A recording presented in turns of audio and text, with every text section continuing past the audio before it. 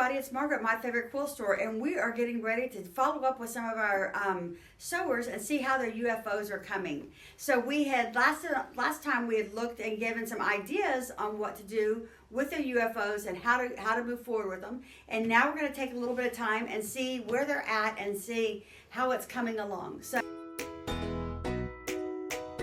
hi Kelly, how you doing today? I'm doing great. How about yourself? Good, thanks. So we're back with Kelly and her UFO with what we had to do. So she had started out making this boho chic pattern, which we're going to show you a little clip of the picture of it, and it had been too busy. Yes, way too busy. So we talked about some steps on how to move forward, and I decided to scrap that pattern. Okay, so we took this, we said we're not going to do boho chic because it didn't have enough places to rest your eyes in, and that was that's what you found difficult about the pattern. Yes, so I seam ripped all of my layer cakes and jelly rolls apart, and I decided to make those two for separate projects. So I'm just doing the layer cakes here, and I added a fabric to rest my eye on, as you had mentioned before. Okay, so sometimes with busy fabric, that's what you have to do. Yes. So you chose a whole nother pattern. So did you find something that used 10-inch squares? I did. I looked for patterns that had 10-inch squares, and I decided I'm going to try a free pattern and see how it goes. And this one actually works for the Painterly Petals fabrics. Okay. And I was like, I like it. Let's try it. Let's try it. Yeah. That's right. So this one was put out by Robert Kaufman for this exact design. And it does have a white background. So what it consists of is 4 small squares that are sashed with a center stone in it. And so this piece you're making all the same? I am. Yep, all the same. Okay. The little blue. The little blue? Yep. That adds a nice contrast or stop to it. And then this background is the same background for the whole thing. The white. And then I think I'm going to bind it in this.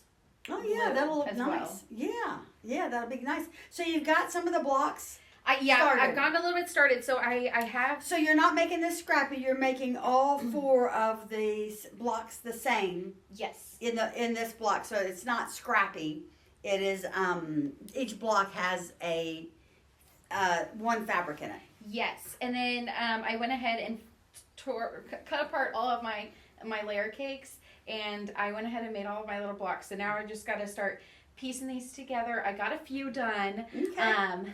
But, you know, all the crazy things that happen, I've been working a little bit at a time. Yeah. And you've made a great start on this. I've tried. yeah, you've made a great start on it. So you've got these ready to go. Yep. And so we should be able to move forward with this and see how you're coming along before long, huh? So do you put another cornerstone in here again? It looks like it still has more sashing amongst this. Yes, so I have all of the sashing and everything cut out. I've got some more little blocks here. I've just used like a clear plastic tub to kind of store everything. Right. And then so it doesn't get lost? Yes. And I have all of my sashing, so then there will be sashing that kind of goes in between the little each of the blocks. So each of these blocks not only have sashing and a stone in the center, but you'll also have sashing and a stone in between each block. Yep. Okay. And then these ones are a little bit smaller, so this does go in between these little Right. But yeah, I did them all in sections of 4, so I could just kind of work like that, and I've been trying to chain piece and get these together. All right. Yeah, and then those pins, they're your favorite. They have like the 2 pins. Right, the forked pins. The forked pins. So I just got some for Christmas in my stocking.